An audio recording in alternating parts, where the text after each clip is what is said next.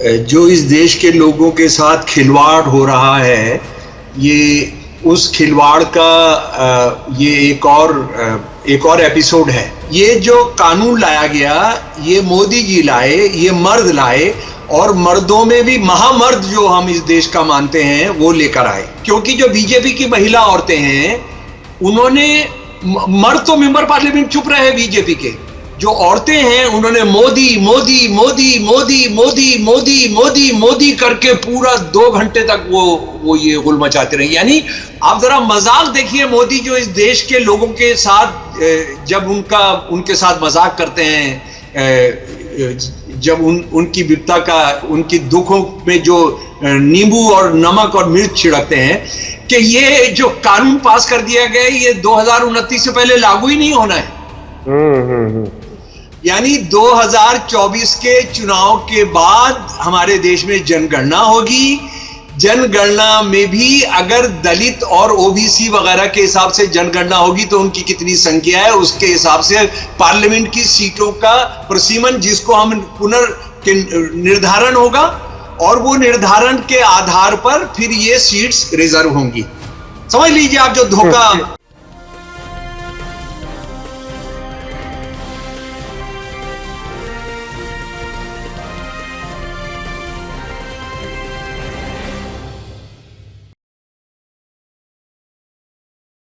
Hello, नमस्कार, आदाब, सत श्री अकाल और अस्सलाम वालेकुम। मैं हूं मोहम्मद अहमद काज़मी, लेकर आया हूं आपका पसंदीदा कार्यक्रम आपके रूबरू। इस कार्यक्रम को आप बहुत पसंद करते हैं इसलिए कि हम कुछ जानकार लोगों से आपकी मुलाकात कराते हैं और देश में होने वाली घटनाओं पर चर्चा करते हैं, और वो चर्चा उस गहराई तक होती है जो आपको गोदी मीडिया से इंफॉर्मेशन नहीं मिलती, वो हम इसके जरिए से आप तक पहुंचाने की कोशिश करते हैं। आज हम एक बार फिर शमसुल इस्लाम साहब से मिल रहे हैं, और उनसे मिलने की वजह जो है वो बहुत ही खास इसलिए है कि मोदी सरकार ने ये महिला आरक्षण बिल का नाम बदल करके नारी शक्ति वंदन अधिनियम कर दिया, और उसके बाद एक तरह से बड़ी सेलिब्रेशन है। उम्मीदें हैं कि शायद इलेक्शन में नैया पार हो जाए। ये क्या कुछ है, इसका मकसद क्या है, इससे पहले वो क्या कुछ कर चुके हैं, उस पर हम बात करेंगे। इसके अलावा जो मोनू मानेसर पिछले दिनों गिरफ्तार किया गया है, उससे और लॉरेंस बिश्नोई का लिंक इन्वेस्टिगेशन में सामने आया है। लॉरेंस बिश्नोई कौन है, ये काउ विजिलेंटे क्या कुछ है, और ये नफरत का बाजार गर्म रखने के कहां कहां तक तार जुड़े हुए हैं, इस पर हम बात करेंगे। शायद हम आखिर में थोड़ी सी बात उस पर भी कर लेंगे कि all India Muslim personal law board ने एक कैंपेन शुरू की है जिसमें मुस्लिम लड़कियों को उनके पेरेंट्स की, अपने बाप की जो विरासत है उसमें हिस्सा मिले।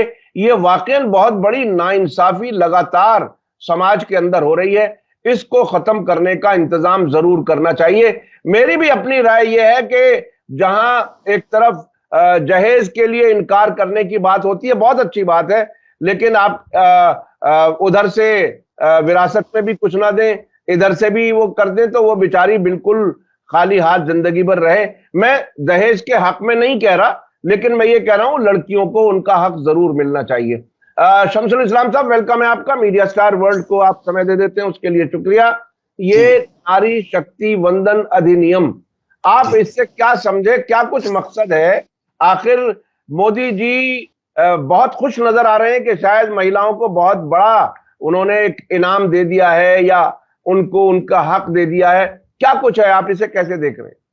नहीं, बात यह है कि जो इस देश के लोगों के साथ खिलवाड़ हो रहा है, ये उस खिलवाड़ का ये एक और एपिसोड है। यानी जो महिला संगठन, जो महिलाएं इस रिजर्वेशन के लिए लड़ती रही हैं, उनकी अगर आप सुने, उनका आप जाने, तो पता लगेगा कि ये क्या हो रहा है।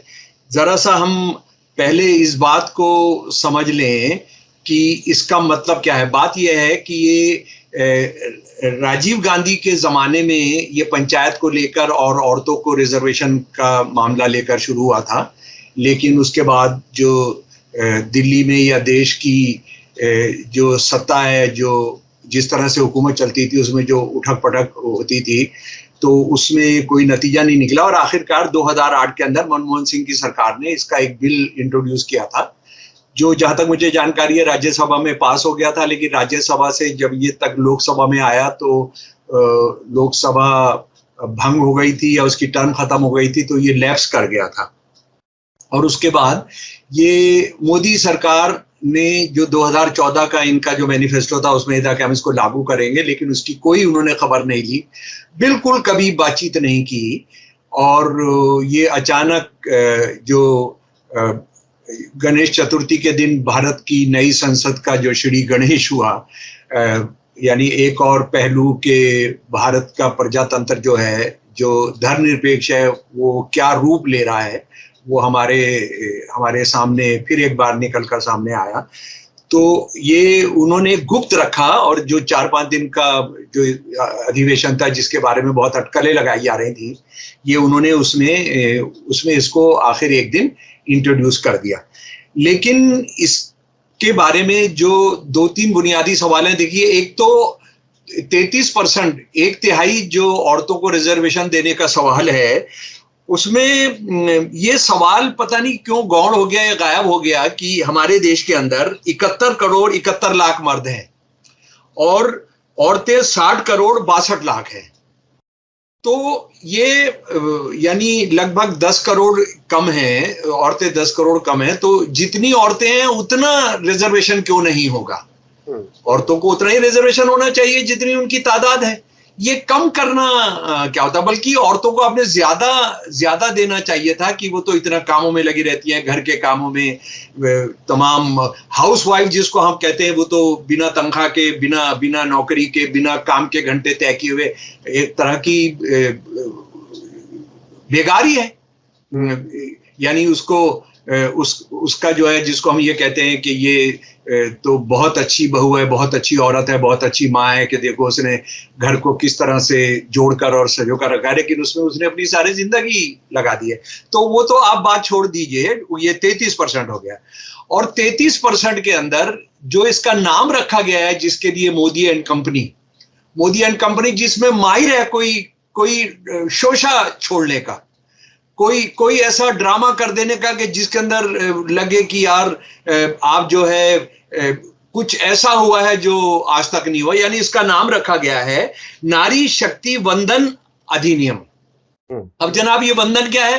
वंदन का मतलब होता है सलाम, वंदन का मतलब होता है स्तुति, वंदन का मतलब होता है आपको हम इज्जत दे रहे हैं।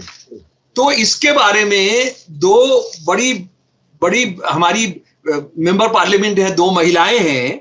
एक तो रंजीत रंजन है छत्तीसगढ़ से, उन्होंने सवाल उठाया। उसके बाद ये एक दूसरी जो महिला है वो भी बहुत एक्टिव, ये कानिमोझी जो मेंबर पार्लियामेंट है तमिलनाडु से, उन्होंने कहा है कि इस नाम का क्या मतलब है। इसका मतलब यह है कि मर्द जो है इस देश के, वो इस देश की औरतों पर एक एहसान कर रहे हैं। और वो बात बहुत सही साबित हो रही है और उसको आप झुटला नहीं सकते हैं, क्योंकि जो बीजेपी की महिला औरतें हैं, उन्होंने, मर्द तो मेंबर पार्लियामेंट चुप रहे बीजेपी के, जो औरतें हैं उन्होंने मोदी मोदी मोदी मोदी मोदी मोदी मोदी मोदी करके पूरा 2 घंटे तक वो ये गुल मचाते रहे। यानी ये जो कानून लाया गया, ये मोदी जी लाए, ये मर्द लाए, और मर्दों में भी महामर्द जो हम इस देश का मानते हैं वो लेकर आए। अच्छा, तो बात यह है कि ये औरतों की लड़ाई का नतीजा नहीं है, औरतों ने इसके लिए कुछ नहीं किया, ये मोदी जी ने एहसान कर दिया, एक रहम खा लिया, बीजेपी आरएसएस की सरकार ने एक रहम खा लिया। और उनका औरतों के बारे में जो चरित्र है औरत विरोधी, उस पर हम अभी चर्चा करेंगे। तो बात यह है कि मोदी जी ने करा दिया। घंटों मोदी मोदी मोदी मोदी मोदी बीजेपी की जो महिला सांसद थी वो इसको कहती रही, कोई बात नहीं था। लेकिन उनको याद करना चाहिए था वो महिला संगठन, उन महिलाओं का जिन्होंने इसके लिए पूरी जिंदगी लगा दी थी लड़ते लड़ते। हमने उस महिला की बात करनी चाहिए थी जिन्होंने कॉन्स्टिट्यूएंट असेंबली में इस सवाल को उठाया था। वो एक बंगाली महिला थी, माफ कीजिए मैं उनका नाम भूल रहा हूं, तो उनका नाम हमने याद करना चाहता। और ये मोदी जी कितनी औरतों के पक्षधर हैं उसको अगर जानना हो तो मुझे ये कहने की इजाजत दीजिए, क्योंकि मैं ये सरकारी कागजों पर मुबनी जो सरकारी कागजों के आधार पर कह रहा हूं कि मोदी जी की शादी हो गई।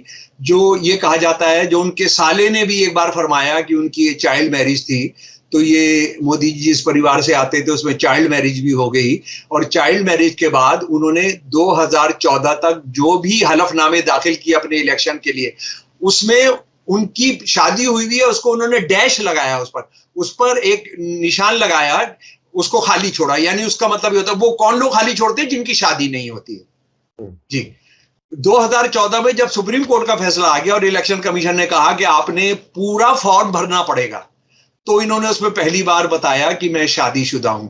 तो ये कितनी औरतों की रिस्पेक्ट करते हैं, कितना परिवार से जुड़ाव है, कितना प्यार करते हैं, इसको हम उससे समझ सकते हैं। उसके बाद जरा सा दूसरी बातों में आ जाइए, दूसरे पहलू देख लीजिए। मोदी जी आरएसएस के आदमी हैं। मोदी जी कहते हैं मैं आरएसएस का मेंबर हूं, मैं हिंदू राष्ट्रवादी हूं और मुझे गोलवलकर जी ने पॉलिटिकल लीडर बनने के लिए मेरी परवरिश की थी। मुझे जहां आज मैं पहुंचा हूं उसकी मेरी तरबियत जो है उन्होंने दी थी। अब आरएसएस का जो औरतों का संगठन है और मर्दों का संगठन है, जरा उन दोनों के बारे में जान लीजिए। मर्दों का संगठन है राष्ट्रीय स्वयं सेवक संघ। हमारे राष्ट्र के लिए जो सेवक हैं, स्वयं सेवक हैं, ये उनका संगठन है, ये मर्दों का संगठन है। और जब गोलवलकर ने औरतों का संगठन बनाया तो उसमें राष्ट्रीय स्वयं सेविकाएं नहीं रखा उसका नाम रखा राष्ट्र सेविका समिति। यानी नौकरानियां जो राष्ट्र के लिए हैं उनका संगठन। मर्द जो मर्द मेंबर हैं आरएसएस के, राष्ट्रीय स्वयंसेवक संघ के, वो वॉलंटियर हैं। जो औरतें हैं वो सेविकाएं हैं। सेविकाएं का मीनिंग देख लीजिए, हिंदी के अंदर देख लीजिए, अंग्रेजी के अंदर देख लीजिए, मेड, नौकरानी, घरेलू नौकरानी। और वो पूरे राष्ट्र के लिए हैं, पूरे राष्ट्र के लिए, राष्ट्रीय भी नहीं, यानी ऑल इंडिया नहीं, राष्ट्र के, पूरे राष्ट्र के लिए। और उसके बाद इनको एक शपथ लेनी होती है। इनको शपथ लेनी होती है कि मैं अपने स्त्रीत्व, अपनी चैस्टिटी, अपनी जो इज्जत है उसका ध्यान रखूंगी। ऐसा कोई शपथ जो है मर्दों ने नहीं लेना पड़ता राष्ट्रीय स्वयंसेवक संघ में, कि वो अपनी अस्मत की वो चिंता करेंगे। ये औरतों ने लेना है। और आप जानते हैं कि आरएसएस का हर आदमी ये कहता है कि औरत जो है, औरत साइंटिस्ट भी बन सकती है, लेकिन औरत ने तो घर का काम उठाना, मर्द ने बाहर का काम करना है, औरत ने घर का काम चलाना। और ये पैक्ट है हिंदू औरत और मर्द औरत के बीच में। और अगर इसकी औरत अवहेलना करेगी तो इसका मतलब है घर टूट जाएगा। और काजमी साहब, एक चीज और समझने की है कि इसमें आप देखिए कि ये हमारे देश की इत्तेफाक से राष्ट्रपति एक महिला है। मैं यहाँ, वो एक ट्राइबल है, एक दलित है, एक बहुजन है, वो सवाल नहीं उठा रहा हूं। उनको मोदी जी ने कितना महत्व दिया है उसके आप पिछले, जब से वो बनी है उसको आप देख लीजिए। वो पूजा करते हैं, जब इसकी नींव रखते हैं संसद की। मैं राम मंदिर की तो बात ही नहीं कर रहा, क्योंकि वहां पता नहीं उस पूजा में औरत जा सकती थी, नहीं जा सकती थी, या गई होंगी, मुझे पता नहीं। लेकिन ये जो था, उसने उस पूजा में श्री नई संसद की इमारत में जी जो उसकी नींव रखी गई थी। उसके बाद जब इसका श्री गणेश हुआ, गणेश चतुर्थी के दिन, परसों तो या 3 दिन पहले, तो उसमें भी उनको नहीं बुलाया गया। उसके बाद ये तो इतना जबरदस्त मौका था अपने महिला राष्ट्रपति को सम्मानित करने का, कि ये कहते कि ये जो बिल पेश किया जाएगा, उस दिन राष्ट्रपति, हमारी अध्यक्ष जो हैं, वो जो सारे देश की सुप्रीम लीडर हैं, सारी व्यवस्था उनके नाम पर चलती है, उनके नाम से चलती है, वो उसकी प्रेजाइड करेंगी, वो उसके रहेंगी। तो बताइए, इतिहास बन जाता। लेकिन उनको उससे पूरा बाहर रखा गया। उनको उसमें बस ये है कि वो हस्ताक्षर कर देंगी। और ये क्या किया गया है जनाब, आप जरा मजाक देखिए। मोदी जो इस देश के लोगों के साथ, जब उनके साथ मजाक करते हैं, जब उनकी विपदा का, उनकी दुखों में जो नींबू और नमक और मिर्च छिड़कते हैं कि ये जो कानून पास कर दिया गया है ये 2029 से पहले लागू ही नहीं होना है। यानी 2024 के चुनाव के बाद हमारे देश में जनगणना होगी। जनगणना में भी अगर दलित और ओबीसी वगैरह के हिसाब से जनगणना होगी तो उनकी कितनी संख्या है उसके हिसाब से पार्लियामेंट की सीटों का प्रसीमन, जिसको हम निर्धारण होगा, और वो निर्धारण के आधार पर फिर ये सीट्स रिजर्व होंगी। समझ लीजिए आप जो धोखा, मतलब आप जो इतना लंबा रास्ता बता दिया कि तो कभी होगा ही नहीं तकरीबन ऐसा, या ये कि अगले इलेक्शन में ये इनको मुद्दा मिला रहेगा कि 2029 के बाद ये करेंगे। नहीं, वो तो काजमी साहब, वो तो मोदी जी ने कह दिया है ना 2047 के अंदर ये देश बदलेगा। यानी अब तो उन्होंने 2014 में जो कह रहे थे कि 5 साल के अंदर हम सब बदल देंगे, 2019 नया भारत होगा, अब तो वो 2047 कह रहे हैं। अब 2047 में ना मैं रहूंगा मोदी जी से हिसाब मांगने के लिए, ना शायद मोदी जी होंगे, मतलब उम्र का भी तो तकाजा है ना। जी बिल्कुल। तो 2047 में कौन पूछेगा? और ये आरएसएस में जो ये तमाम बैठे हैं इनमें से कौन रहेगा? इनमें से कौन रहेगा जिससे हम हिसाब किताब करेंगे? और मजे की बात यह है, इतना शर्मनाक है कि आपने टेंट वाला तय कर दिया, आपने क्या क्या मेनू होगा वो तय कर दिया। अभी दूल्हा दुल्हन का तय नहीं हुआ है। बारात जो आएगी, दूल्हा दुल्हन किस किस के बीच में रिश्ता होगा वो तो तय नहीं है। आपने मंडपम में दावत होगी, उसका क्या क्या मेन्यू होगा, ये सब होगा, लेकिन आपने असली काम है वो किया नहीं। अच्छा, दूसरी बात ये भाई, क्या तकनीकी तौर पर आप तो संविधान को मानते ही नहीं हो। आप तो संविधान कहते कि इसी चुनाव के अंदर लागू होगा, यानी लागू जो होगा वो इस तौर पर होगा जो भी हमारे पास तथ्य है, जो भी हमारे पास डाटा है उसके आधार पर हम कर देंगे। क्या दिक्कत थी इसके अंदर? आपने भारत अच्छा एक बात बताइए शमसुल इस्लाम साहब, ये महिलाओं के आरक्षण के मामले में न सिर्फ बीजेपी बल्कि तकरीबन सारी पार्टियों का हाल यही रहा है कि इसको ठंडे बस्ते में डालते रहने का सिलसिला रहा है। आप उस पहलू को कैसे देखते हैं? नहीं, वो तो बिल्कुल सही है। असल में बात यह है कि इसमें जो ज्यादा दबाव था वो हमारे जो बहुजन मेंबर पार्लियामेंट्स है, जो बीजेपी के इंक्लूडिंग, लेकिन मोदी जी की पार्टी में जिसमें ज्यादा ओबीसी हैं, जिसमें हालांकि ओबीसी में तो ये लागू नहीं हो रहा है, जो बहुजन है काफी बड़ी तादाद के अंदर है, उन्होंने उनको बता दिया कि इसका तो कोई नतीजा नहीं निकलना है, तुम चिंतित क्यों हो रहे हो, ये तो जुमला है। ये शायद सोनिया गांधी जी ने कहा भी है कि ये तो एक जुमला है, ये भी एक जुमला साबित हो जाएगा। अच्छा, उसके बाद जो एक बहुत भयानक जो क्रिमिनल एक्टिविटी हुई है इसमें, वो ये हुआ कि ओबीसी इससे बाहर रहेंगे। ओबीसी क्यों बाहर रहेंगे? क्योंकि उसमें कुछ मुसलमान औरतों का भी नंबर आ जाता उसमें। भाई, आज ये ओबीसी की राजनीति का दौर है। मुझे बिल्कुल एग्जैक्ट जानकारी नहीं है, लेकिन बीजेपी के अंदर जो है लगभग 80 के करीब कहते हैं ओबीसी मेंबर पार्लियामेंट है, 80 के करीब। अच्छा, इसमें कुछ लोग ये कह रहे हैं, कुछ लोगों का अंदाज ये है कि मोदी जी से ये बहुत बड़ी गलती हो गई कि ये ओबीसी को बाहर रखने का ऐलान कर दिया। ये तो खुद बीजेपी और आरएसएस को एक तरह से फैसला जो है बहुत बड़ा नुकसान पहुंचाने वाला इलेक्शन में। ये मतलब जल्दबाजी में कर गए या किस नीयत से कर गए, क्या हुआ? आपको क्या लगता है, ये बहुत सोच समझ के किया है? जब हालात खराब होते हैं ना तो अकल काम करना बंद कर देती है। और मोदी की सरकार जो है, मोदी जी की जो सरकार है, उसकी एक चीज ये है कि वो अब रोज कैसे खबर में रहना है वो करती है। इनको कोई, जैसे ये माना जाता है नेहरू जो थे वो अगले 20 साल का सोच रहे थे, इंदिरा गांधी 5 साल का सोचती थी, बाद में जो लोग आए वो कोई 2-3 साल का सोचते थे। ये रोज का सोचना है इनको। और जो मैं आपको सुनाना चाह रहा हूं, 47 तक की बात कर रहे हैं, 2047 तक की आप कह रहे हैं, रोजाना सोच रहे हैं। ये प्लानिंग तो देखिए, हमने अब तक जो पत्रकारिता की उसमें ये देखा कि हर सरकार का मुखिया अपने 5 साल पीसफुल गुजारने के लिए हर बात को उस 5 साल के लिए बाद के लिए टलाता रहा है। हमने बहुत से प्राइम मिनिस्टर देखे, आपको भी बहुत से ऐसे वादे याद होंगे। जी। ये आदमी 2047 तक की बात कर रहा है साहब। नहीं, लेकिन काजमी जी वो इसलिए कर रहा है क्योंकि वो रोज न्यूज में रहने के लिए उसको पता है 2047 में मेरे से कौन जवाब मांगेगा और कौन जवाब मांगने होगा और मैं भी कौन सा जवाब देने के लिए होऊंगा। ये आप ये देखिए ना। और ये जो कानिमोजी हैं, इन्होंने जो बहुत बुनियादी सवाल उठाया, जरा मैं उनके लोकसभा के भाषण का पढ़कर आपको सुनाना चाहता हूं। इस विधेयक को नारी शक्ति वंदन अधिनियम कहा जाता है।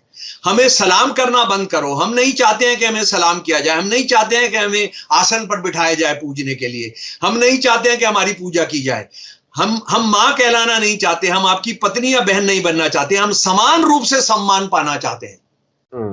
मतलब बुनियादी सवाल ये है कि आप ये किस लिए कर रहे हो। आप इसलिए कर रहे हो। अच्छा, ये जो सम्मान देना है और आपने पूजना भी है, तो पूजने को भी आप 2029 तक टाल देना चाह रहे हो।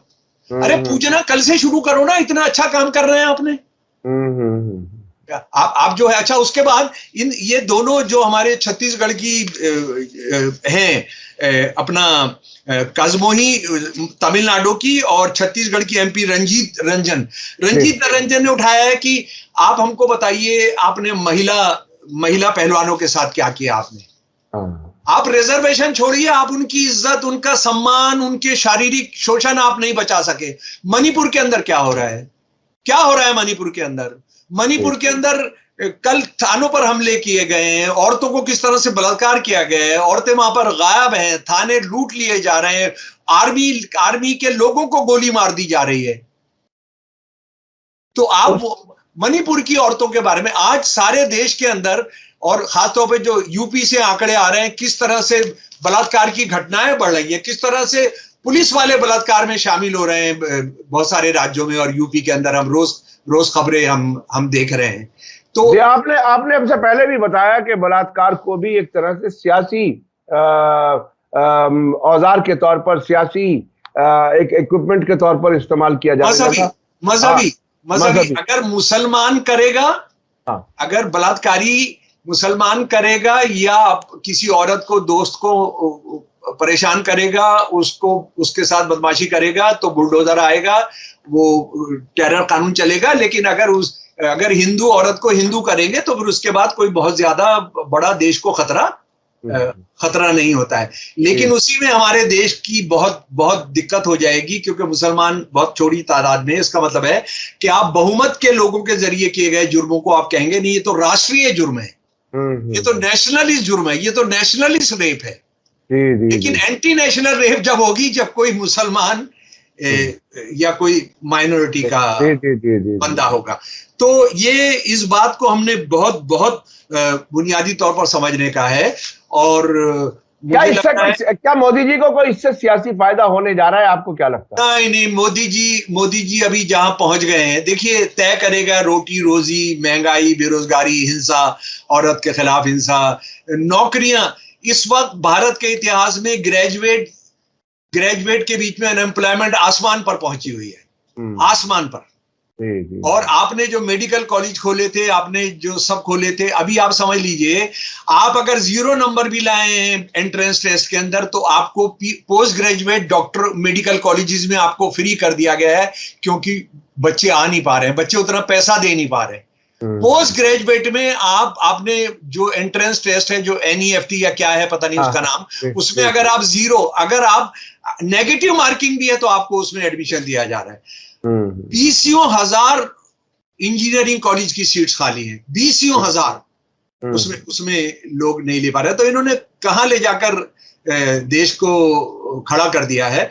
और इनके जो सारे बच्चे RSS BJP वालों को, ये तो सब अपना इंग्लैंड, यूरोप, फ्रांस, जर्मनी और चांद पर भी अब ये जमीनें खरीद रहे हैं, जमीन खरीद रहे हैं। तो ये जो है बहुत अच्छा, मैं अब उस पर आना चाहता हूं। ये मोनू मानेसर और लॉरेंस बिश्नोई का एक ताल्लुक सामने आया इन्वेस्टिगेशन में।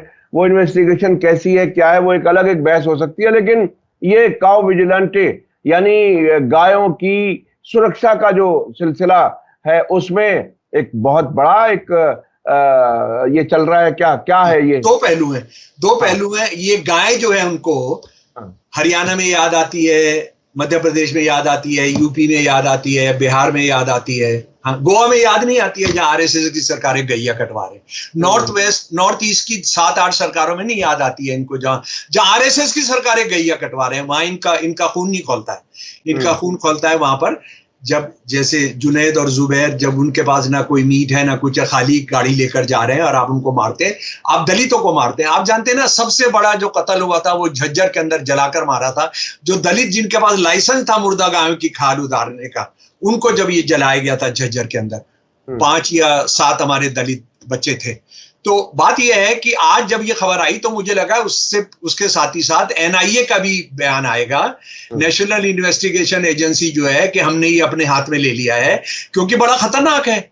ये जो लॉरेंस बिश्नोई है, जो कहा जाता है कि दुनिया का बहुत बड़ा माफिया और आतंकवादी है, उसने ये जो मोनू मनेसर है उसका फाइनेंसर था वो। ये राजस्थान पुलिस ने किया, और राजस्थान पुलिस ऐसे ही नहीं कहेगी, ऐसे ही नहीं बता सकती है। और अगर वो ऐसे ही बता रही है तब भी एनआईए ने राजस्थान पुलिस को पकड़ना चाहिए। मोनू मनेसर यानी वो अकेला थोड़ी होगा जिसको गैया के नाम पर लॉरेंस बिश्नोई जो है फाइनेंस कर रहा है। इसका मतलब है, और इसमें बाकायदा दोनों के कहीं ना कहीं तो एक जगह लिंक बन रहे होंगे ना ऊपर। ये कोई तो करा रहा होगा ना। नहीं, बिल्कुल बिल्कुल। आप जानते हैं कि बॉम्बे के अंदर भी जो मुसलमान और हिंदू माफिया मिलकर काम करते थे, कैसे वहां हिंदू मुसलमान माफिया को काम किया। और मैं आपको एक और बात बताना चाहता हूं, हम लोगों का इस देश के जो प्यार करने वाले लोग हैं, उनका इतिहास की जानकारी थोड़ा कम हो गई। अभी जो कनाडा के अंदर और इंग्लैंड के अंदर जो सिख को कत्ल किया गया, वो क्या थे क्या नहीं है, लेकिन उनको आप कोर्ट में लाते, ये सब करके उनको सजा दिलाते, लेकिन उनको जो मारा गया, क्या हम जानते हैं नेपाल के अंदर, जहां तक मेरी जानकारी है, 2 मुसलमान मेंबर पार्लियामेंट को इसी तरह से हत्या की गई थी, और ये बताया गया था कि वो आईएसआई के एजेंट हैं। तो ये भारतीय स्टेट का जो खुफिया तंत्र है वो काफी नंबर 2 के धंधों में लगा हुआ है, और ये किसी भी देश के लिए अच्छा नहीं है। ये किसी भी देश की अंदर सियासत के लिए अच्छा नहीं है। ये हम सीधा टेररिस्ट जो है दुनिया के, उनको इनवाइट कर रहे हैं कि आप मुझे मार। ये बिल्कुल फिर से खालिस्तान का कोई मूवमेंट चले। एक कोशिश अभी कुछ महीने पहले हुई थी, किसी एक आदमी को गिरफ्तार भी किया था, और जब सिखों ने पल्ला झाड़ लिया कि हम कोई खालिस्तान नहीं मांग रहे, ये सब झूठ है, बकवास है, तो एजेंसियां उस आदमी को नॉर्थ ईस्ट में कहीं जेल में ले गए। आज तक भी वो जो गल्फ के अंदर, शायद दुबई के अंदर जो सारा ये धंधा कर रहा था, उसको आने दिया गया था। जी जी जी, बिल्कुल, उसको आने दिया गया था। और मैं, देखिए, खालिस्तान की मांग बहुत लोगों की एक इमोशनल मांग हो सकती है, लेकिन चाहे खालिस्तान हो या कश्मीर के अंदर जो इस्लामिस्ट हैं, मुझे कहने में जरा सा भी झिझक नहीं है कि इनमें से बहुत ज्यादा जो है इंडियन इंटेलिजेंस के पेरोल पर है। ये हिंदू सिख चलता रहे, हिंदू मुसलमान चलता रहे, उसको बढ़ा देने का ये काम करते हैं। अरे सर, बिल्कुल इसी तरह की खबर एक ऑस्ट्रेलिया से आई है। वहां की हुकूमत ने कहा है कि हिंदू मंदिरों के खिलाफ हमला करने वाले खुद हिंदू ही हैं। ये बहुत ही दिलचस्प, ये जो आपने बताया ना कि पेरोल पर, तो ये कुछ वो सुलगाए रखना, आग सुलगाए रखने के लिए इंतजाम किया जाता है, और ऐसा बहुत से मुल्कों में खुफिया एजेंसियां करती हैं। हो सकता है भारत की एजेंसी भी करती है। वो तो आप देखिए ना कि आप जो है, जो मारे गए, जो वो कौन थे, निज्जर, और एक इंग्लैंड के अंदर भी इसी तरह से मारा गया। तो ये इसमें बड़ा मेरे को दहशत सी होती है कि आप ये क्या कर दे रहे हैं। आप अगर इसमें इंडियन इंटेलिजेंस का हाथ है, और नेपाल के अंदर भी ये हो चुका है 15-20 साल पहले, तो ये तो अच्छा साइन नहीं है। बिल्कुल, अच्छा साइन नहीं है। ये तो हम पाकिस्तान को कहते हैं कि वो इसको कराते थे, चीन को हम कहते हैं कि वो ये धंधा कराते थे, इजराइल ये धंधा कराता है। अरे साहब, कुछ आरएसएस के सपोर्टर्स सोशल मीडिया पर कह रहे हैं कि घर में जाके मारा है हमने। जी, ये भी तो हो रहा है। ये भी तो हो रहा है। जो बीजेपी आरएसएस के सपोर्टर्स हैं, वो सोशल मीडिया पे इसको ऑन भी कर रहे हैं, क्या हमने मारा है। काजमी जी ऑन कर रहे हैं। 15 अगस्त पिछले साल अमेरिका के अंदर वो बुलडोजर लेकर आए, जो आरएसएस के वहां रहते हैं हिंदुस्तानी। जी जी जी, वो बुलडोजर लेकर आए, उन्होंने बाबा के फोटो के साथ 15 अगस्त मनाया। जी जी जी जी जी। तो ये अगर हुकूमतें ही आग लगाने में मदद करने लगे या भड़काने लगे तो फिर बहुत मुश्किल हो जाता है किसी भी समाज को संभालना। ये बहुत ही खतरनाक है। और एनआईए ने ये जो लॉरेंस बिश्नोई उनको फाइनेंस कर रहा है, और वो कह रहा है, ये मोनू मनेसर कह रहा है कि वो गौशालाएं के लिए कर रहे थे। तो गौशाला के आड़ के अंदर क्या क्या होता होगा हमें क्या पता है। जी जी जी, बिल्कुल बिल्कुल बिल्कुल। भाई हम ये कह रहे हैं कि मस्जिदों की आड़ में, मदरसों की आड़ में बहुत नंबर 2 के धंधे होते हैं, तो ईद की आड़ में धंधे नहीं हो सकते, दूसरे धंधे, नंबर 2 के धंधे। और वो तो मोनू मनेसर कर ही रहा था। उसने जो जुनैद और जुबैर को मारा है, और जो कहते हैं करोड़ों रुपए उन्होंने वसूल किए हैं, जो जानवरों के, पशुओं के वो हैं बिजनेस करने वाले। जी जी जी जी, वो एक एक्सटॉर्शन का बाकायदा एक बहुत बड़ा कारोबार है। ये ऐसी मीडिया रिपोर्टें काफी आ चुकी हैं। अच्छा, मोदी जी ने खुद कहा था कि एंटी सोशल एलिमेंट है। जी जी जी जी जी। आखिर में मैं बहुत ही मुख्तसर आपसे, वक्त हमारा तकरीबन खत्म हो रहा है। ये मुस्लिम पर्सनल लॉ बोर्ड जो है वो मुस्लिम लड़कियों को विरासत में से हिस्सा दिलाने के लिए कैंपेन चलाने की बात कर रही है। आपको यकीन आता है कि क्या वाकई कुछ ऐसा होगा? मुझे लग रहा है कि हमने वो ऐसा कर रहे हैं। मेरे तो सपने भी नहीं था कि वो कभी ऐसा करेंगे। इसके साथ ही साथ वो ट्रिपल तलाक के खिलाफ, और वो जो ये 4 शादियों के बारे में भी करें। और एक बात समझ लीजिए, मैं खासतौर पे जो मुसलमान साथी हैं, मुसलमान नौजवान साथियों को बताना चाहता हूं कि जिन्ना साहब का नेशनलिस्ट से, भारतीय राष्ट्रवाद के कमिटेड आदमी से, जब वो मुसलमान राष्ट्रवादी बने थे तो उसकी पहला सफर कहां शुरू किया था उन्होंने? वो सेंट्रल असेंबली जो अंग्रेजों के जमाने का पार्लियामेंट थी, उसके अंदर जो पहला बिल जिसका उन्होंने समर्थन किया था, जिसके लिए वो पहली बार बोले थे, वो ये था, पंजाब के जो मुसलमान जमींदार थे वो ये नहीं चाहते थे कि माँ बाप की जायदाद में जो बच्चियां उनकी शादी कर चली गई हैं उनको हिस्सा दिया जाए। जिन्ना साहब उसके लिए बड़ा गर्म भाषण किया था उन्होंने, और उसको रद्द करा दिया था। वो जो अंग्रेज कानून लाना चाह रहे थे कि मुसलमान बच्चियों को माँ बाप जहां से वो शादी होकर गए उसमें हिस्सा मिले। जिन्ना साहब इस सुधार के खिलाफ भारत की राजनीति में मुसलमान राष्ट्रवादी के तौर पे उन्होंने दाखिला लिया था। तो ये कितना मुसलमान औरत विरोधी है। तो अगर उनको मुसलमान औरत पर प्यार आ रहा है तो मुझे लग रहा है कि ये मुस्लिम पर्सनल लॉ भी अपने आप को बचा पाएगा, नहीं तो ये बच नहीं पाएंगे। जी जी, और इस्लाम में तो बहुत क्लियरिटी के साथ है, जिसमें मैं समझता हूँ सभी मसलकों के लोग, और वो ये कि लड़के से आधा हिस्सा लड़की का होता है, वो उसे मिलना चाहिए, और देता कोई नहीं। प्रैक्टिकली बहुत ही कम, रेयर ऐसी फैमिलीज होंगी जो अपने यहाँ की लड़कियों को विरासत में हिस्सा देती होंगी।